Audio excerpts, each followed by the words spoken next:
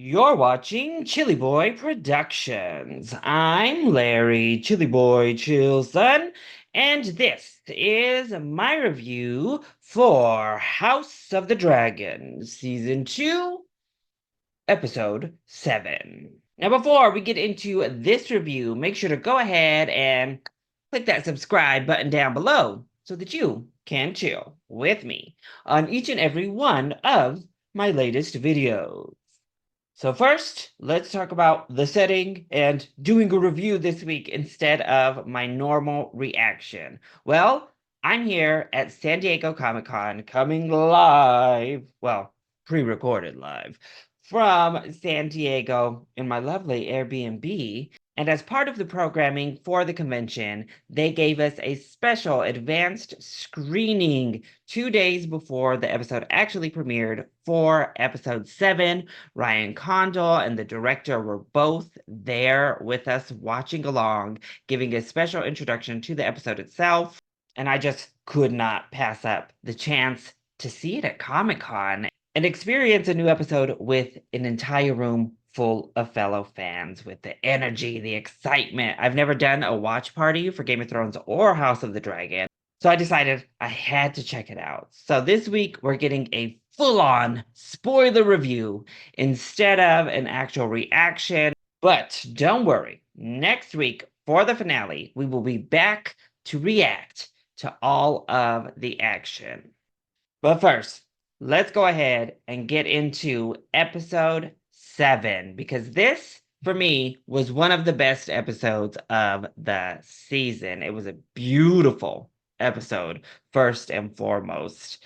Ryan Condal said this is one of the highest budget episodes of the show, and it certainly showed on the screen. It looked phenomenal. And yeah, we finally arrived at one of the events we've been planting the seeds for all season long.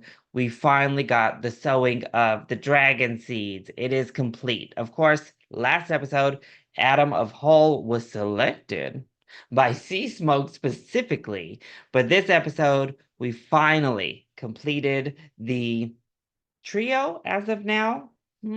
Of dragon seeds that become dragon riders, which also means we finally got the debut of Silverwing. So obviously, the sowing of those seeds was kind of the main hype of this episode and really the meat of the episode, if you will. Obviously, we left off right before Rhaenyra confronts Adam and Sea Smoke. I do like that we have sown the seeds within Rhaenyra as well for what's to come down the line as she approaches Adam with a lot of skepticism, a little bit of hostility, because she doesn't know who he is or what his intentions are. He's literally like, look, bro, I bend the knee to my queen. I'm just trying to learn how to be a dragon rider. He chased me down. He courted me to the ends of the world to make sure he got me as his rider. So I really loved the scene. I particularly loved how Sea Smoke and Cyrax kind of like communicated themselves back and forth. Both of them were really ready to step up for their rider if need be. But in the end, Rhaenyra invited him on back and accepted Adam as her guest and a new member to Team Black officially. But obviously, this is not sitting well with everyone. First off, Corlys is a little bit shook and is like, oh God, is that one of my bastard kids? Is that one of those boys I've been ignoring their whole life? Whoop.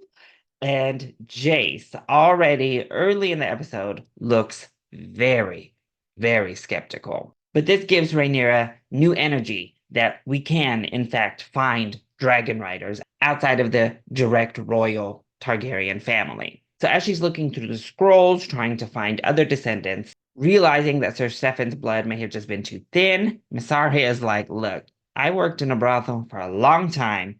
Let me tell you, there's a lot of Targaryen bastards out here. So if you want strong, direct blood from a Targaryen, they're running all around this city, all around Dragonstone. You can find some direct blood. First, Rhaenyra is hesitant We see that is a theme in this episode. The royal lineages, the classism starts to rear its ugly head early on as they're like, we don't want to let lowborns ride dragons, to accept dragons. And as an actual Targaryen, which we see that argument made with Jace a little bit later in the episode, I understand not wanting to open this door and potentially give away your house's greatest asset to maintaining the throne and what really gives you power and domain here. You start handing it out willy-nilly. Now you're not just going to be fighting your own brother for this throne. You could be fighting any and everyone who now thinks they deserve it as a quote unquote lowborn over you as, the quote unquote royal Targaryen. So as a Targaryen, I think I might be skeptical too if I wanted to stay in power. But the decision kind of comes down to, and she reiterates this throughout the episode, there's not going to be a seat for my house if I don't open the doors and let Targaryen bastards mount these dragons. We need these dragons to not only win this war, but hopefully win it with as few casualties as possible. So then we cut over to King's Landing. There actually wasn't much going on with King's Landing this episode. It was very heavily focused on the blacks this go round. But in King's Landing, we see that Larys Strong has instructed the Maester to get Aegon back functional, basically. So he is making this poor, crippled, burnt to a crisp usurper walk and walk and walk. And it's going rough for poor Aegon. Actually, the Maester's like, he's got to stop. Like, this is too much. And Clubfoot is like, no, it's not. Keep going. But during a small council meeting, I really enjoyed the fact that you could hear the people outside really protesting. You can hear the uproars happening. This is what we missed out of seasons 7 and 8 of Game of Thrones was the people and how they reacted to what the royal family was doing. And you can't really do House of the Dragon without showing that. You can't tell this story without getting the common folks involved a lot more. But I'm really glad that they've kept it up and have really integrated it, even in backgrounds of what could be a really mundane scene otherwise. But then we get Alicent, and she basically is coming to terms with how disposable women are to men in this universe, how their power, their worth snapped away just like that after she experienced it firsthand by her own son's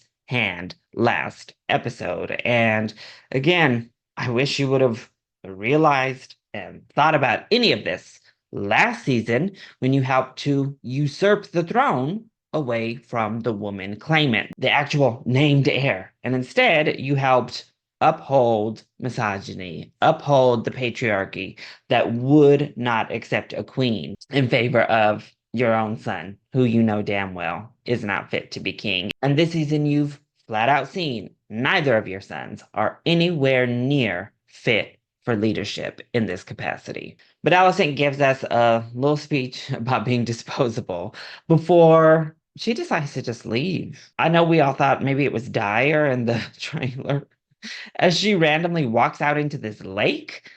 I'm still not quite sure what we're doing here. She just needs a vacation. She just needed to get away. She says she doesn't know if she ever wants to go back to King's Landing, and she's literally just camping out in the woods with one night floating around rather ethereally in the water. So, yeah, life has really come back to bite Alicent in the ass, and now she's trying to run from it. Then we see in the Vale that the boys and Rhaena are being escorted to the gay abandon out of the Eyrie. They are out of there. Jane Eyre closes the gate, so Rhaena is not in the Eyrie right now. But she also does not follow the two young boys, Aegon the Third and Viserys, down the path toward the ship.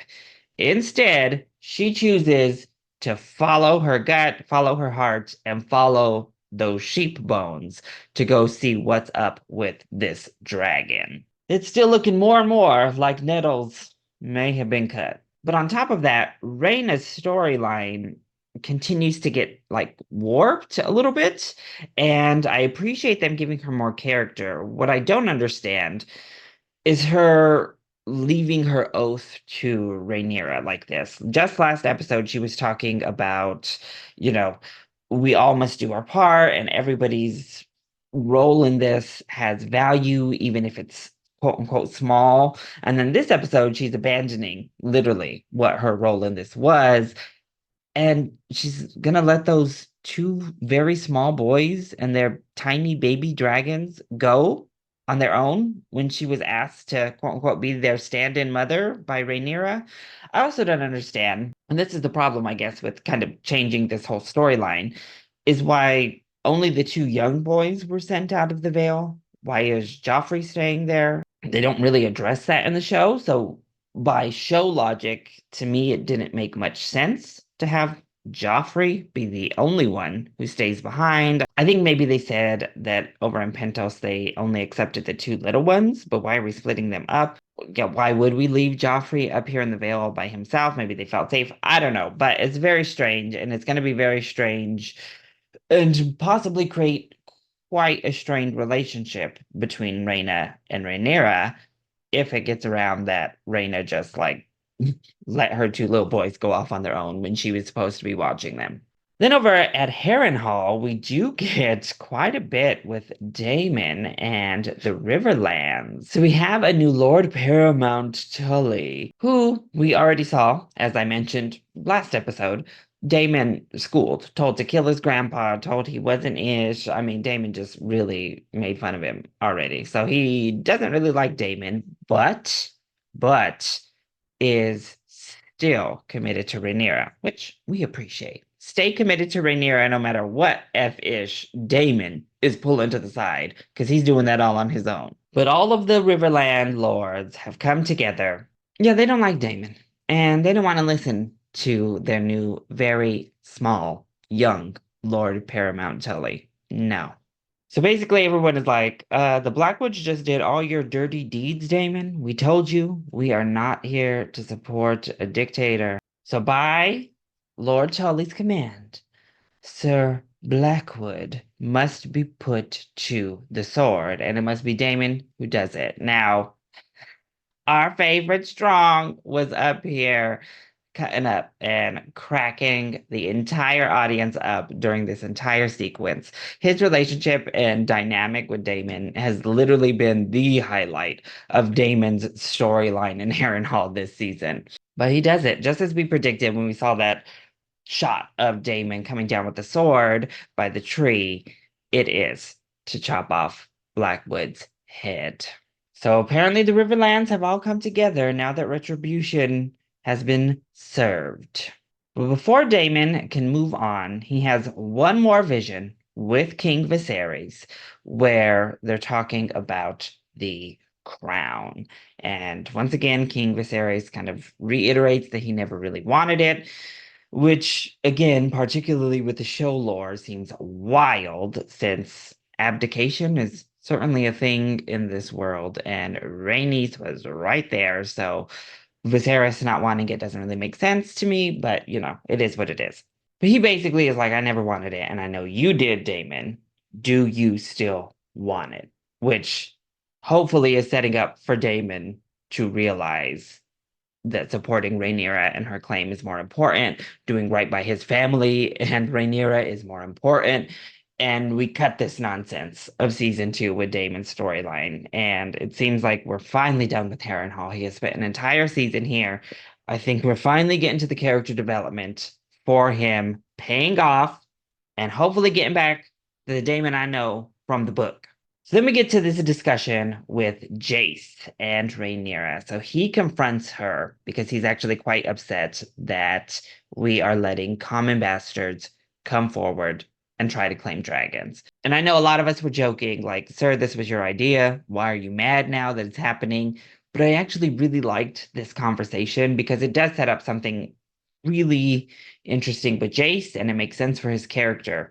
It's about his legitimacy. Obviously, he's watching his mother's legitimacy put to the test, being challenged, being usurped and overthrown. And she has the blonde hair of a Targaryen. She is a full throne Targaryen without question. She was the named heir.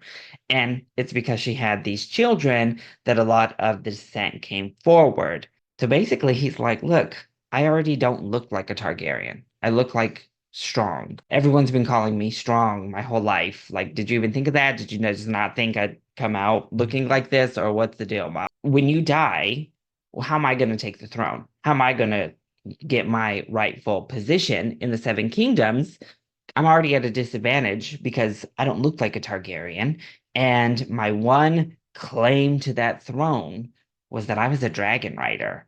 And now you're giving that away too. You're taking that away from me. So it's a lot of kind of built up animosity he has for his position in the world, how he's been treated. And I think, in fairness, is bringing that up with his mother, who in many ways has led to this position. So it was a really good discussion between Rhaenyra and Jace. Ultimately, it comes back to her basically being like, look, if we don't get more dragon riders, I'm never going to ascend the throne. So your legitimacy and your right and claim will be nothing. You'll probably be killed if I don't win this war. So you'll never ascend the throne if we don't win, and this is the only way to do it. So Mysaria sends off word. They round up all the Targaryen bastards they can find from King's Landing. I don't know why we didn't get more from here on Dragonstone, but the Dragon Masters are not. The old Valerians that help them wrangle these dragons find this to be an abomination, and they will not help Rhaenyra with the ceremony. They won't work it, and they all leave, which I thought was crazy. So not only do we have the lords in the small council protesting, now we have Jace really upset, and we have the Dragon Masters all walking out and very upset that we're doing this with bastards, non full-blown Targaryens. So Rhaenyra has to perform the ceremony, and she calls forth Vermithor first, the Bronze Fury, and we finally get that shot we've all been waiting for of Rhaenyra in front of Vermithor, and oh, it hits so hard in the episode. So she's basically like, I've calmed him down. I've got him here. Now he's got to choose one of you. Bye. Rhaenyra literally just pieces out and watches from an upward balcony as people start to get roasted and eaten left, right, and center. I mean, Vermithor goes through the folks. That is until one Hugh Hammer, who has left his wife behind. We hear his daughter has died. He's already down this path of despair. We saw an angrier side to him last episode. There's definitely a prideful side to him in this episode, but oh, he has a pretty cool scene where he confronts Vermithor, and Vermithor respects it, and they bond. But amongst all the madness, Ulf actually ran into the dragon caves, trying to flee Vermithor, who was just killing everyone. And in doing so, he actually stepped into a clutch of eggs, which awakens Silverwing. Our first views of Silverwing. She is here. She, a much more docile dragon than Vermithor, seems to like the bumbling fool as he stumbles his way around, even though he just stepped on her eggs. I will say, his bonding with Silverwing felt a little bit strange because he did potentially just kill her eggs, and he didn't do anything to really warrant a dragon in that sense, which fits the character and it fits Silverwing being a more docile dragon. But yeah, even at that, I was kind of like, I think she probably should have roasted him. And honestly, I get why Rhaenyra would go with Vermithor because he's not docile and is much bigger and stronger. And yeah, he's the second biggest and probably second strongest dragon to Vhagar, so we really needed to get him going.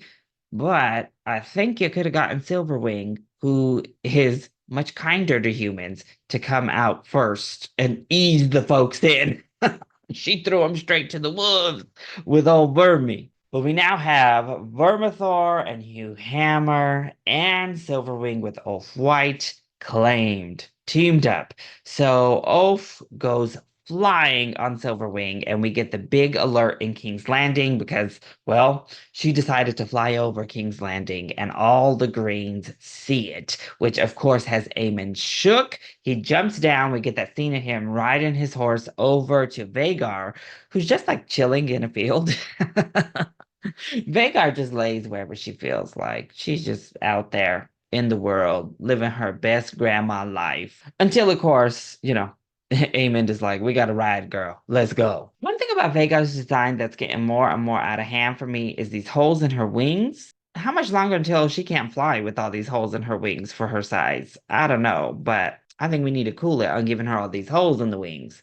But she heads off and they fly to Dragonstone. But Aemon soon realizes maybe flying straight there is not the best plan. He tries to call Vagar off, and once more we see he still does not have full connectivity with this dragon. He is still not in the driver's seat fully with Vagar because it takes a lot for her to listen to him and decide not to descend upon Dragonstone, which it's a good thing for her she didn't just full on attack because I think they'd both be dead. Because we get this sick ass shot of Dragonstone. We see Vermithor here. We see Silverwing flying in the background to make her landing. And then Rhaenyra and Syrax right behind her emerge. And she just stares Aemond down from Dragonstone. It's this final amazing shot of her dragon, and her two new dragons and their riders behind. So the Greens officially know Rhaenyra has recruited more dragons. So all of this obviously is setting up for something happening on the Gulf next episode. All those seas have been laid as well. So, hello, trauma. You're about to strike once more to close the season finale, I presume, next week. But yeah, that was episode 7. We had a lot of appearances of dragons. They had a lot more screen time than they've had. Damon's storyline, I think, finally has hit its full circle moment. I like the developments with Rhaenyra, with Jace, and we'll see what's going on with Alicent. So that was my full spoilery review for season 2, episode 7 of House of the Dragon. I really enjoyed this one. Still have my quibbles about some of the story choices being made, but overall, I think it was a really strong episode. So let me know your thoughts. What did you think of episode 7? Either in that comment section down below, or you can hit me up on Twitter. Also, if you enjoyed the video, make sure to hit that like button down below and subscribe to the channel so that you are always up to date on all of my latest videos, including my reaction to the season finale. I love you all so much for your continued support. Mwah. Thank you for watching, and we'll see you next time. Bye.